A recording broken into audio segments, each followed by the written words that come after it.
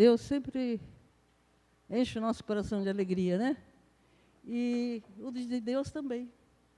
Ele se alegra quando o seu povo o adora e entra na sua presença com ações de graças, como fala o salmista, né? E como nós estamos terminando o mês, é um mês de avançar na visão do reino. E na visão da luz, porque Yeshua é a luz. Ele, o Pai e o Espírito Santo são um só, que nós já sempre repetimos, que é na repetição que a gente grava, né? Adonai errado, Elohim, Criador. Eu não sei como é que você começa o seu dia. Se ao acordar, você ora, ou já sai correndo da cama, né? Nossa, eu estou atrasado.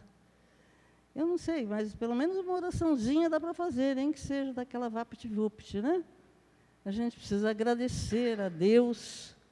Eu não sei como é que você entra na presença de Deus, se agradece. Ou se já entra pedindo, Deus abençoa meu dia, guarda. Não, nós temos que entrar com gratidão. Primeiro agradecendo. E depois colocando nossa vida nas mãos dele, porque aí o Espírito Santo vai nos dirigir. E o Espírito Santo nos dirigindo, o nosso dia vai ser, vamos dizer assim, o melhor que nós podemos ter, porque quando Deus está à frente, nós já temos a vitória garantida. Vocês concordam comigo? Tem uma oração que Jesus ensinou, que todos sabem orar. Se for orar aqui, tenho certeza que vocês oram até de olho fechado, que é o Pai Nosso, né? Agora, o Pai Nosso é uma oração que todos os cristãos oram.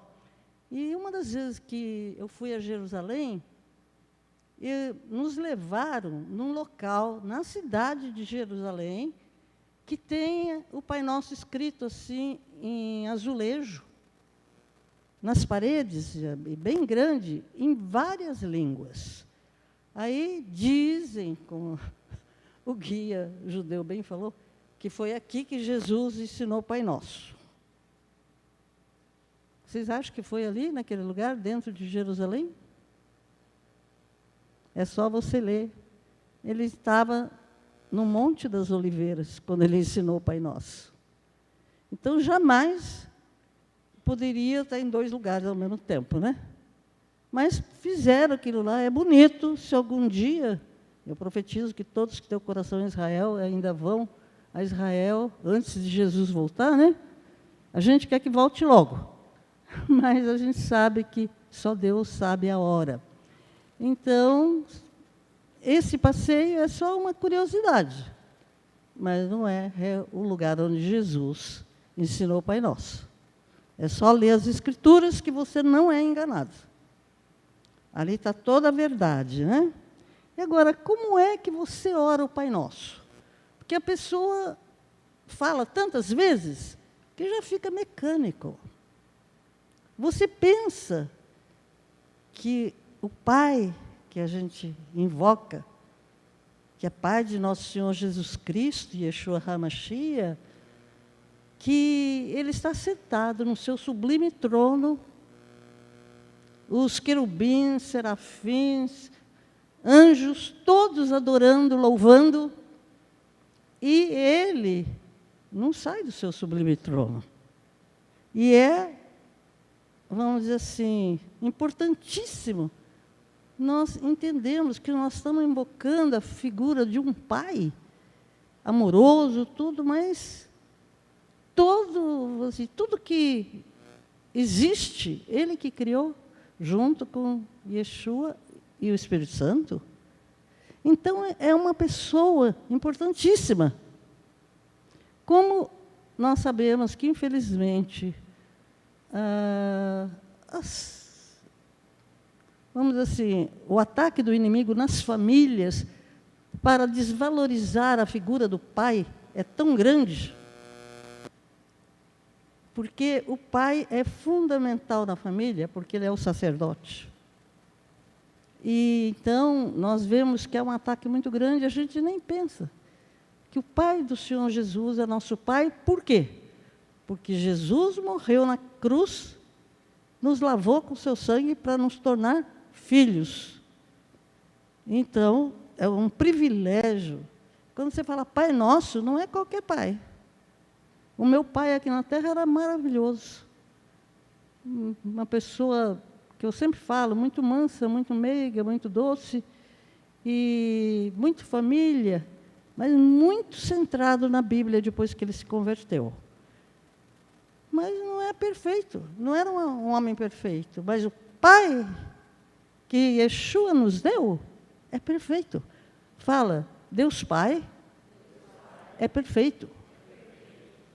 Então a gente tem que pensar nisso, que nós estamos invocando um Pai perfeito. Aí você fala assim, venha a nós o teu reino. Você está pedindo que venha algo. Agora, você conhece o reino de Deus? Você já estudou, lendo a palavra, anotou alguma coisa, né? Tem ideia do que você está declarando? A palavra de Deus nos exorta a fazer tudo com entendimento. Apesar que nós somos todos limitados, mas Deus nos dá entendimento. Então, nós temos que saber o que é o reino de Deus. Então, a primeira parte é conhecendo o reino de Deus.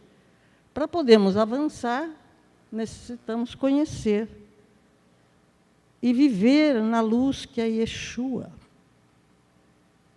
Porque Yeshua, o Pai, e o Espírito Santo são um só, como repetimos muito, né? E o que é o reino de Deus? Paulo nos fala em Romanos 14, 17.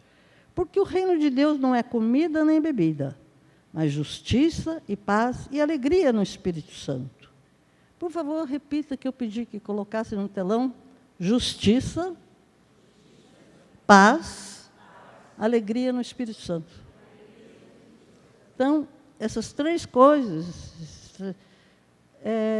compõem o reino de Deus. Quando você invoca o reino de Deus, você está pedindo que a justiça de Deus se faça na sua vida, não é? E a gente, às vezes, não para pensar, né? A paz, que é Yeshua, que é o próprio Messias, e o Espírito Santo, que nunca vai nos deixar errar. Se você for dirigido pelo Espírito Santo, você pode até não gostar do que o Espírito Santo está falando que é para fazer, mas tenha certeza que é o melhor. Porque Deus sabe, né? Nós não sabemos, nós somos limitados. E a palavra justiça foi muito deturpada desde o início da humanidade, porque a humanidade se corrompeu desde o início, né? E eu pus uma definição aqui. Virtude moral que inspira o respeito dos direitos dos outros e faz com que cada um receba o que é seu. Isso acontece realmente? Às vezes acontece, mas, em geral, a justiça não é feita. E eu, já desde o começo do mês, que eu estou preparando a palavra, né? Se basta observar o comportamento de irmãos quando morre um dos genitores, na partilha, no inventário. Basta observar como é que eles se comportam. Eles não querem saber se é irmão, quem é pai, mãe, sei lá, nada. Por quê? Porque o coração não está no eterno. O coração está nas coisas temporais aqui, que vão acabar todas, e que não valem nada diante de Deus. E Gênesis, Bereshit, nós lemos, e viu o Senhor que a maldade do homem se multiplicara sobre a terra. Toda a imaginação, todos os pensamentos do seu coração, era só má continuamente. Quer dizer, desde Gênesis nós vamos vendo que a humanidade foi se corrompendo e foi cada vez mais se afastando de Deus. Mas Deus sempre continua amando a humanidade, querendo que volte-se para Ele. Esse é o desejo do coração do nosso Deus, né? Ele sonda continuamente o nosso coração e pensamentos, para ver se, de alguma forma, lá num cantinho, tem algo que se salve. E, quando nós procuramos, obedecendo a palavra, ser justos, pode ter certeza que o Senhor nos dá vitória, seja o que for que estivermos passando, né? Em Gênesis, Bereshit 4, eu falo sempre no hebraico para vocês gravarem bem. Bereshit é Gênesis, que é o início, né? A criação. Nós lemos que o povo estava corrompido até, assim, cada coisa que você lê, que você fica assim, meu Deus, como é que faziam essas coisas? Hoje não é diferente, fazem as mesmas coisas, às vezes até piores.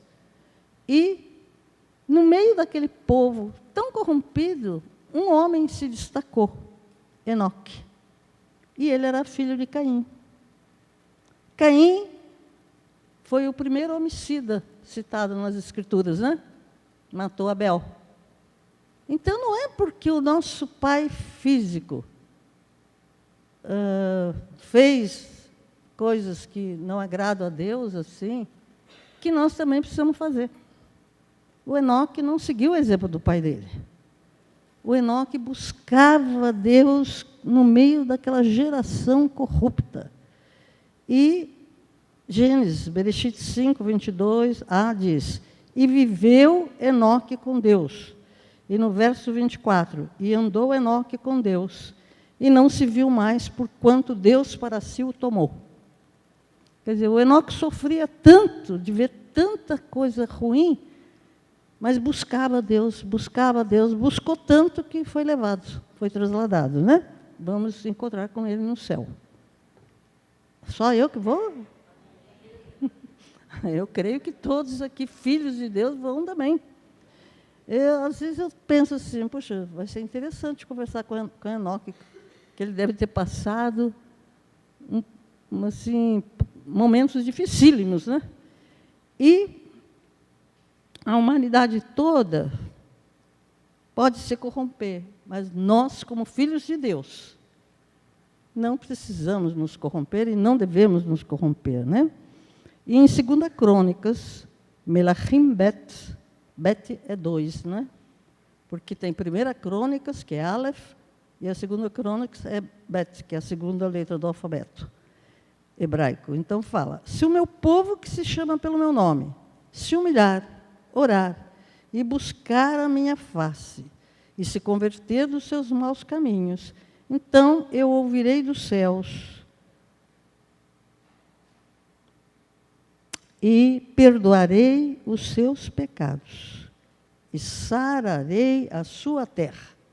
Nós oramos aqui hoje pelo Brasil, por Israel, e temos que orar todos os dias, mas fundamental, converter dos nossos pecados. Em pecado não adianta ficar orando, pedindo que Deus faça isso, faça aquilo. Peça perdão primeiro. Entre sabendo diante de Deus que só Ele é justo, né? E Ele pode fazer infinitamente mais do que nós estamos pedindo, tudo, desde que nosso coração seja sincero, né? E a corrupção, em todas as épocas existia, e hoje também está, e é fácil a gente não se corromper. Às vezes é meio complicado, né? Satanás enfeita a pílula para ver se a gente cai. Mas nós devemos permanecer firmes no que diz a palavra. E em nosso Deus, tudo é possível. E o nosso Deus é justo. E somente em Deus você e eu vencemos. Grave isso. Diga assim, somente em Deus eu venço todas as batalhas. Os que falam mais comigo, que tem uns que não falam comigo, pode falar. eu gosto de conversar com as pessoas, conhecer. Domingo passado conheci o esposo da Déia, uma simpatia, gostei muito. E eu acho assim que é importantíssimo nós nos relacionarmos para nos conhecermos um pouco melhor, né? Eu não saio daqui porque as crianças correm, os jovens correm, até adultos, podem me atropelar. Então, eu fico sentada. Não é que eu não queira ir atrás, conhecer vocês com quem eu nunca falei. Então, grave isso no coração. Terei prazer imenso em conversar com cada um, na medida do possível, né? E só Deus consegue falar com todos ao mesmo tempo. E Isaías nos adverte que, por mais que a gente busque, né? Ele fala, mas todos nós somos como o imundo, e todas as nossas justiças como trapo de imundícia. Então, por mais justo que a gente acha que está sendo, para Deus não passa de trapo de imundícia, né? E eu sempre peço que vocês repitam uma palavra que nós temos que continuamente lembrar: obediência. Repita, por favor, obediência. Nós temos que obedecer a palavra, os juízos, os mandamentos, estatutos, as leis do nosso Deus, né? E o nosso Deus nos ama tanto que, mesmo a gente praticando injustiça, Ele nos diz, através do profeta Isaías 64, Yeshayahu, mas agora, ó Senhor, Tu és o nosso Pai, nós o barro, e Tu o nosso oleiro, e todos nós, obras das Tuas mãos. Eu pedi que colocassem um oleiro e mexendo com o barro. Mas aqui eu estou olhando lá e não estou vendo nada. Mas eu mandei e pedi. Ah, pois é, obrigada, aleluia. Quantos aqui já foram numa olaria? É interessante o trabalho do oleiro, porque ele vai moldando ali o barro e vai dando a forma que ele quer. Não é? E se o barro, ele depois tem que pôr para secar, né? Então, eu faço uma analogia assim: pôr para secar, quer dizer, a gente vai passar pelas provações para ficar o vaso perfeito, né? Às vezes racha com as lutas, não é? Às vezes quebra. Aí, o que o oleiro faz? Ele pega aquele barro, desmancha tudo e faz tudo outra vez. Começa tudo de novo. Então, o profeta, dirigido pelo Espírito Santo, nos compara a vasos. E, se você e eu deixarmos, num abrir e piscar de olhos, Deus nos transforma em vasos de honra. Agora, basta deixarmos, basta querermos. O grande problema está aí. Deus nos deu liberdade de escolher se quer ou se não quer. Muitos não querem passar pelas agruras que vêm no caminhar do dia a dia, quando você segue Jesus Cristo realmente, né? E aí o vaso está sempre quebrado, rachado, não retém a água, que é a palavra, muito menos retém o óleo, que é o Espírito, né? Mas nós temos que ser como esses nomes que eu citei, Enoque, agora eu cito Noé. Noé, ele está em Gênesis, Bereshit 6, 9. Durante quantos anos ele pregou arrependimento para aquele povo, enquanto ele construía a arca? 120 anos. Ele pregando arrependimento, arrependei-vos, que Deus vai trazer um castigo, ele já sabia. Alguém se arrependeu? Ninguém. Só a família de Noé foi salva. Então, não importa que as pessoas não se convertam, não voltem para Deus. Nós temos que fazer como Noé. A tempo e fora de tempo, falar da palavra. E Paulo fala a Timóteo, 2 Timóteo 4,8. Desde agora, a coroa da justiça me está guardada, a qual o Senhor, justo juiz, me dará naquele dia, e não somente a mim, mas também a todos que amarem a sua vinda.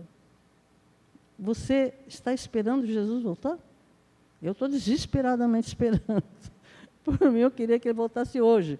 Aliás, ontem o Maurício fez uma live que está no YouTube sobre os sinais do anticristo. Por quê? Pelas Escrituras nós sabemos que antes que Jesus venha, o anticristo vai se manifestar. Não é? Isso está escrito nas Escrituras. Então, quem não assistiu essa live, assista, porque é muito boa. Nós já vimos um pouquinho da justiça, agora vamos ver o que é paz. Paz, pelas Escrituras, é uma pessoa. Quem é essa pessoa? Yeshua, Jesus. Não é? Está escrito em Yeshayahu. E quando Jesus está avisando os discípulos que ele iria se entregar para morrer pela humanidade, e que eles não o veriam, os discípulos, assim como nós, não entenderam. Como que ele vai morrer e a gente não vai vê-lo mais? O que vai ser dele depois e de nós? Eles pensavam neles também, né? A gente sempre pensa na gente. E Jesus falou, Yohanan 14, 27, é João, deixo-vos a paz, a minha paz vos dou. Não a dou como o mundo a dá. Não se turbe o vosso coração, nem se atemorize. Quer dizer, Jesus procura acalmar o coração. Turbar é perturbar, ficar perturbado, né? Então, Jesus fala, não precisa ficar perturbado, nem ter medo. Né? E ele um dos nomes dele é Príncipe da Paz. É Sar Shalom. E todos que recebem Yeshua ficam cheios da presença dele. Se a pessoa diz que confessou Jesus, aceitou, mas não muda, alguma coisa está errada. E a paz que Jesus dá no coração é algo assim que só experimentando. Não adianta ficar explicando para a pessoa, né? O mundo dá uma falsa paz. Poder, dinheiro. Isso tudo é passageiro e não vale nada diante de Deus. Aí eu resolvi escrever, que antes tinha os banners aqui que meu esposo tinha mandado fazer, e falando sobre o shalom. O que significa shalom? Quando você dá shalom para alguém, que é como Jesus cumprimentava, significa perfeição, inteireza, integridade, paz, ausência de guerra, saúde, bem-estar, harmonia, segurança, plenitude, tranquilidade, prosperidade. Tudo isso você está declarando quando você fala shalom. É importantíssimo falarmos as coisas entendendo o que nós estamos falando, né? O shalom é muito mais do que só paz. Quando a gente declara o shalom, estamos declarando muita coisa para a pessoa que nós estamos profetizando. Que, na realidade, nós estamos profetizando. Por isso que Jesus cumprimentava assim, por isso que nós aqui cumprimentamos assim. Né? Então, diga para o seu irmão, shalom. É tão importante a gente falar com entendimento, né? E Jesus reinando em nossa vida, tudo vai bem. E sabemos, eu sempre repito, Elohim. Elohim é o Deus Criador, Pai, Filho e Espírito Santo. E nós recebemos, então, o Pai também, através de Jesus, que a gente recebe Jesus e o Espírito Santo. E, obviamente, temos acesso, direito à presença do Pai por causa de Jesus. Né? E o Espírito Santo, ele, quando vem habitar em nós, e Jesus, nós sentimos uma paz que não dá para explicar, né? Muitas pessoas começam a chorar, não sabem por que está chorando. Eu não sei o que eu estou sentindo. É porque Jesus, que é a paz, entrou nela e trouxe o Espírito Santo junto para ajudá-la, né? Para ela caminhar. E a paz é um dos frutos do Espírito Santo também, Gálatas 5:22. Mas os frutos do Espírito é amor, alegria, bondade, longanimidade, benignidade, bondade, fé, mansidão, temperança. Então, tudo isso está embutido na paz. São dons, não é? Não é na paz. No Espírito, alguém teria que ter me corrigido, hein? Vocês têm direito de fazer isso e obrigação de ajudar o pregador. Eu até falei assim para algumas pessoas, essa noite eu dormi muito pouco, 4 horas só. Então, eu estou sonada. Mas eu vou dar a palavra. E vou cantar. Então, se eu falar alguma coisa atrapalhada, vocês têm que me ajudar. Aliás, tenho obrigação de ajudar, porque todo mundo erra. Comete algum erro. Então, era para eu falar Espírito Santo, falei a paz, né? Não, é o Espírito Santo. E tem um louvor que eu gosto muito, que nós temos que buscar a face de Jesus continuamente. Eu falo sempre que meu pai falava, não tire os olhos de Jesus. Mas tem um louvor que eu mandei pôr até a letra, que assim vocês aprendem a cantar também. Olhar somente a Ti, Senhor, olhar somente a Ti, Jesus, olhar somente a Ti, meu Deus, e não olhar atrás. Seguir Teu caminhar, Senhor, seguir sem vacilar, Senhor, prostrado em Teu altar, Senhor, e não olhar atrás. E quando as lutas vêm, procuro não olhar, procuro só buscar a face do meu Deus. Eu olho para o céu e vejo uma luz. Eu sei que essa luz é o amado Jesus. Aprenderam? A gente vai repetindo, que é com a repetição que a gente aprende, né? Mas não é um louvor gostoso de olhe para Jesus. Diga para o seu irmão, olhe para Jesus. Ele não nos deixa cair. E Deus nos compara a vaso, quer dizer, nas Escrituras, figuras que nós vemos e entendemos para Ele poder explicar as coisas espirituais. Porque, na realidade, nós somos muito carnais. Então, as coisas espirituais se entendem pelo Espírito. Então, Ele usa figuras que nós conhecemos para explicar o espiritual. E Ele nos compara também, em João e Yohanan 15, a árvores. Jesus fala, eu sou a videira verdadeira, e meu Pai é o lavrador. Toda vara em mim que não dá fruto, tira, limpa toda aquela que dá fruto, para que dê mais fruto. Eu sou a videira, vós as varas. Quem está em mim e eu nele, esse dá muito fruto, porque sem mim nada podereis fazer. Então, grave bem esse último versículo. Sem Jesus, nós não podemos fazer nada. Podemos fazer muita coisa na força do nosso braço, mas pode ter certeza, não vai ser bom. É com Jesus que dá certo, né? E Ele agindo através de nós. Então, eu pergunto, quais os frutos que você vê que você está produzindo? Você não precisa dizer que é cristão. A pessoa sabe que você é pela sua maneira de falar. Você não fala palavrão. Pela sua maneira de agir, você é correto. Você pode até não poder pagar alguma coisa, porque está passando um momento muito difícil financeiro, mas você fala, olha, eu estou devendo, dá satisfação, e vou pagar. Isso aí que é o papel do verdadeiro cristão, né? Não quer dizer que o cristão não fica devendo, fica. Com a luta que está contra a vida dos cristãos, todas as áreas estão sendo atacadas, e uma delas é a parte financeira, né? minha mãe não permitia que se falasse palavrão em casa.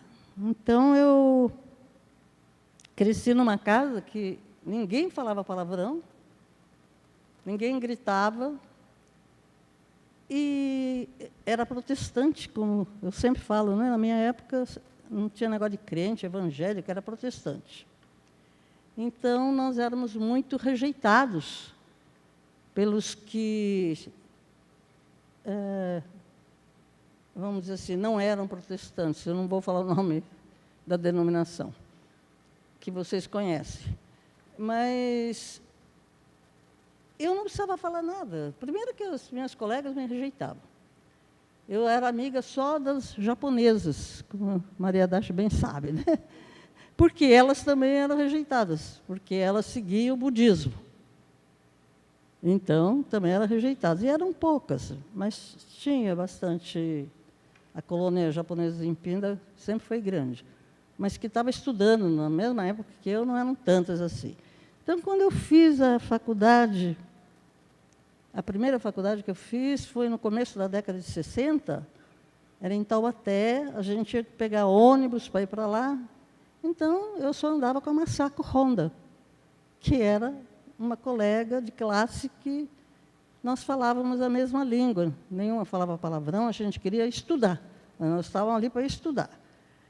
E, às vezes, a gente se atrasava, porque ia fazer pergunta para o professor de alguma coisa, e aí a rodoviária era bem perto da faculdade, ali na Rua das Palmeiras.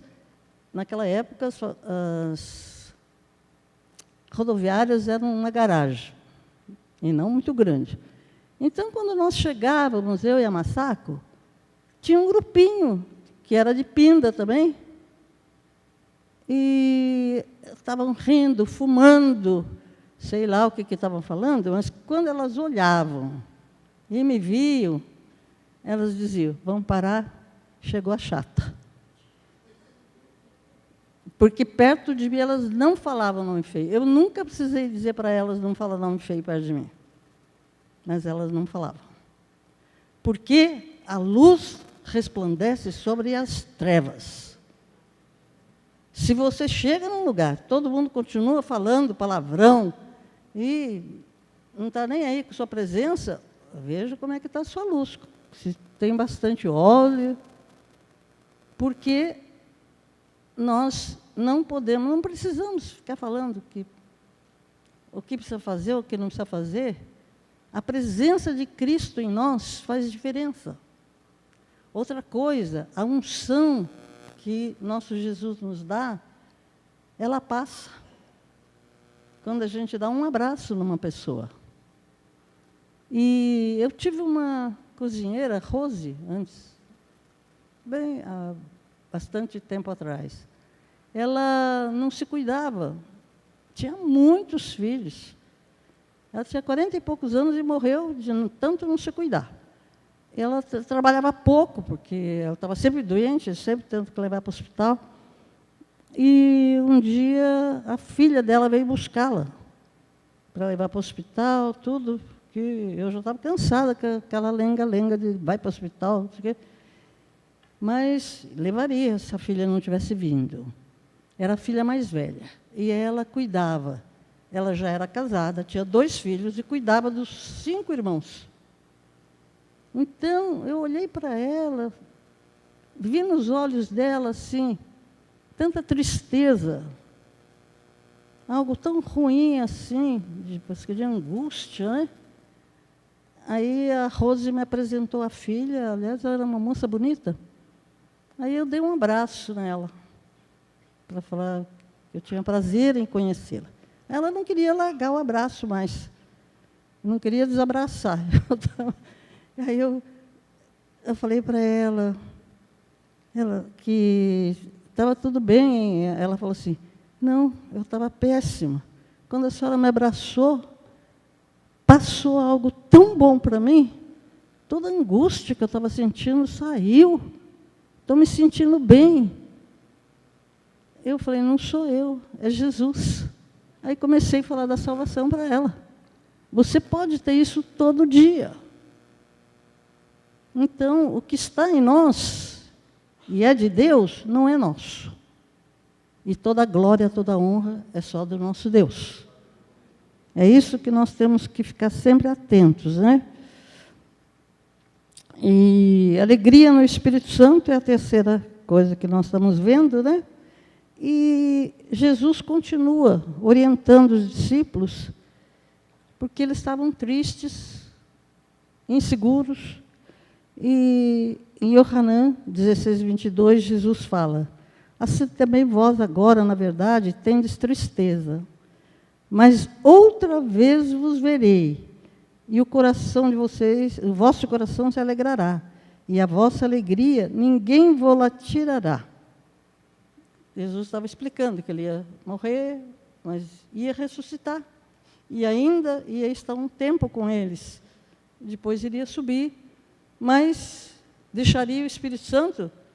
Jesus está aqui conosco, você crê isso? Eu creio. Não estamos vendo, mas pela fé nós temos certeza que Ele está aqui conosco, né? E temos sempre falar para Deus: seja feita a tua vontade e não a nossa. Se o Espírito Santo der um comando, faça o que o Espírito Santo está falando. Não faça aquilo que você acha que deve fazer, né?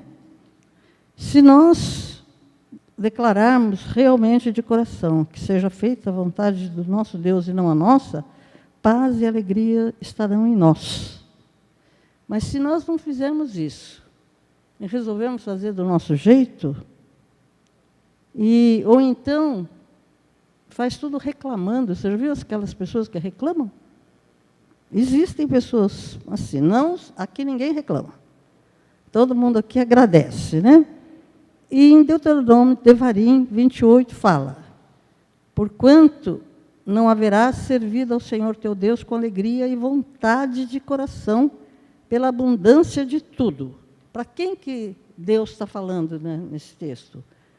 Para o povo que tinha sido liberto do cativeiro do Egito, e durante a travessia do deserto não faltava nada. Deus protegia de dia, de noite, ninguém ficou doente, não faltava comida, mas não era a comida que eles queriam. E muitos cristãos estão desse jeito. Tem que ser do jeito que Ele quer. Não, tem que ser do jeito que Deus quer. Se você começar a reclamar, Deus fala isso que falou, que eles não serviram a Ele com o coração sincero, né? Pela abundância de tudo, não faltou nada para eles, mas eles reclamavam, né? E Isaías, Eshaiahu fala: se quiseres e ouvires, comereis o melhor desta terra.